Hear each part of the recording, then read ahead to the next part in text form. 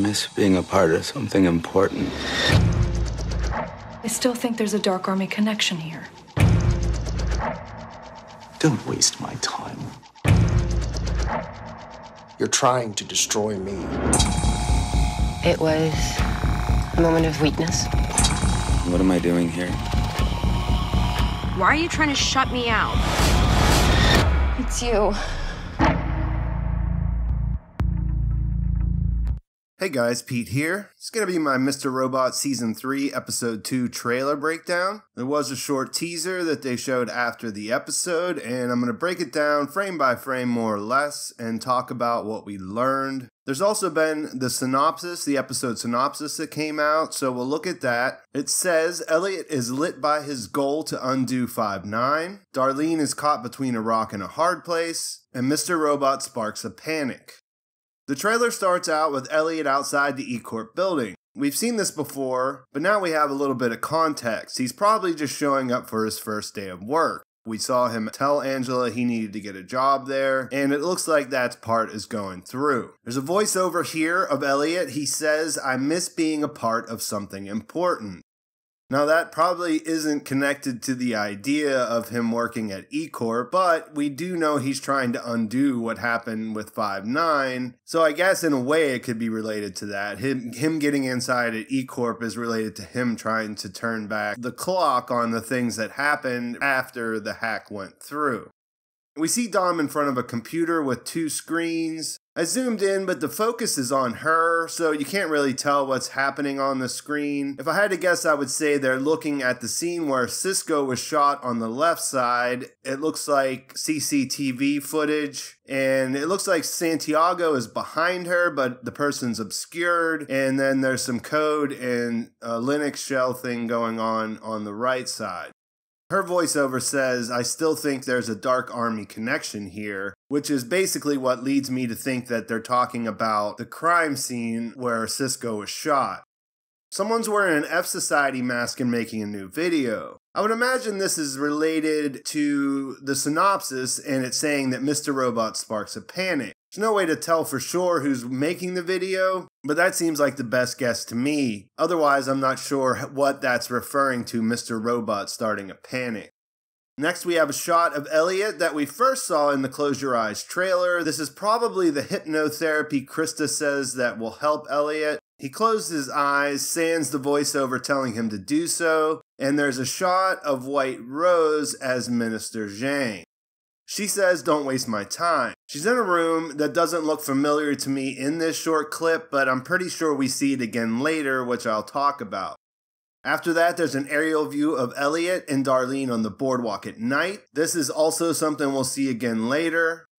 There's a shot of the FBI escorting someone out of the E Corp building. I can't tell who it is, but my thinking is that it could be related to the femtocell or something else from that period of time. We know the FBI's been there, that they were there whenever that happened, so that's why I'm guessing that it's related to that. The next voiceover is Mr. Robot, and we see him on the screen. He says, you're trying to destroy me. I have no reason to believe he's talking to anyone other than Elliot here. That's been going on for quite a while, Elliot trying to destroy him. And now, especially since we have this idea of Elliot getting hypnotized by Krista and picking up on his meds again. There's a shot of the emoji-headed people on the subway. This was in a Facebook teaser before the season. It has all the hallmarks of being a dialogue of Elliot talking with us. It's on the subway. It's definitely kind of imaginary looking. I don't think this is real people with emoji heads, but we'll have to wait and see. After that, we see Elliot walking down the street. There's a woman leaning against the fence. It could be Darlene. It's not clear enough to say for sure, though. That cuts to him pulling his hood down with a concerned look on his face, and Joanna's voiceover starts at this point. We hear her say it was a moment of weakness. It's kind of cut in with this shot of Phillip Price. It's a quick thing where he's in a room with Chinese decoration. This is most likely where we saw Minister Zhang earlier, as the two are probably having a conversation. It could be an embassy-type building in the US, or Price could be in China. I lean towards them being in New York, but that's just my guess. It cuts into Joanna on the screen and the voiceover syncs up. She's mic'd up and there's an American flag behind her. The mic makes you think she's on TV, but I have no idea why the flag is so prominently displayed here. This could be an interview related to the Scott Knowles incident, since that seems to have been her plan to get herself out of what amounted to her and being in hiding almost. I mean, she was allowed to move around, but she was avoiding everything because of all the negative press. That could also be related to Tyrell, but not sure what she would be talking about there on television. We see an intriguing shot of Mr. Sutherland right after that. He's headed back to his SUV, and the car behind him has someone slumped against it looking dead. That makes me think that old Mr. Sutherland is still knocking off people for Joanna, but without context, who knows? Go back to the boardwalk. Elliot says, "What am I doing here?" There's a cut of him taking a pill. We saw this bottle of pills in the trailer, and it says that it's an antidepressant, anti-anxiety drug, Zoloft. That's what the bottle said, at least. He's talking to Darlene, who says, "Why are you trying to shut me out?" There's a shot of Elliot going up in an elevator with his hood on. Then a shot of Joanna riding in her SUV with a sly-looking smile and pleased look on her face. It looks like she's making that face at someone and that it's in mid-conversation. After that, we see the shot of Elliot slamming Darlene into the wall from the earlier trailers pops up next. We see it zoom in on her face, and she says, "It's you."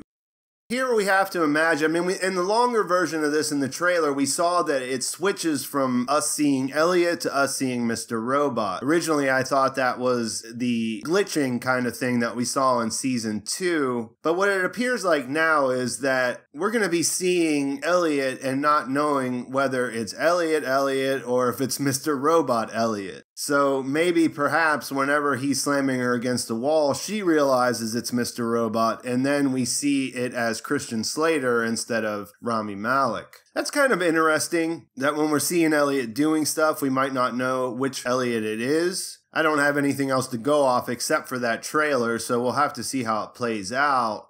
But I also wanted to mention this Sam Esmail interview that came out after episode 1. It was in Entertainment Weekly, and they asked him some questions about the big device or machine or collider thing that we saw in the first episode. And it's interesting what he said, especially related to a question about time travel, because I don't know, if you never really followed the theories and things on this, there are some way out there ones. They're all interesting for the most part. Some of them are just way too sci-fi for my taste. It doesn't mean that they're not right. It's just that I don't believe that this is a sci-fi bent type show. I think the story's a lot more straightforward, so a lot of these super elaborate sci-fi theories just seem to be unrelated to what we've actually seen develop. On the other hand, there have been a lot of Back to the Future 2 references, and we also have White Rose, who's obsessed with time, so there is some merit to this idea. So the interviewer asked Sam Esmail, the director, series creator, the showrunner, whatever you want to call him, this question first. The episode opens with a glimpse of some enormous piece of machinery, and there seems to be a big answer hidden in there. Is this mystery something we can expect to be solved this season?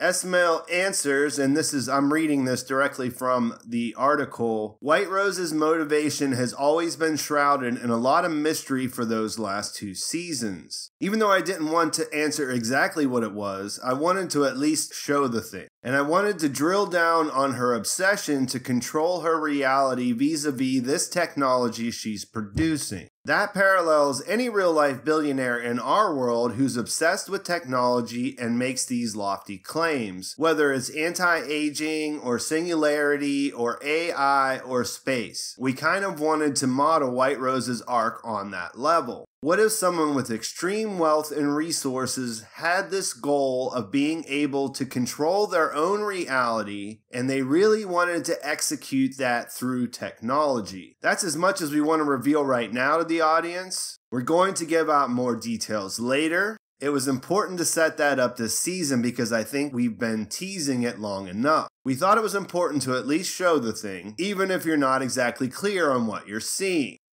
The interviewer then followed up with a time travel question. He said, just as a general question, totally disconnected from Mr. Robot, do you think season 3 of a television show is too late to introduce the concept of time travel?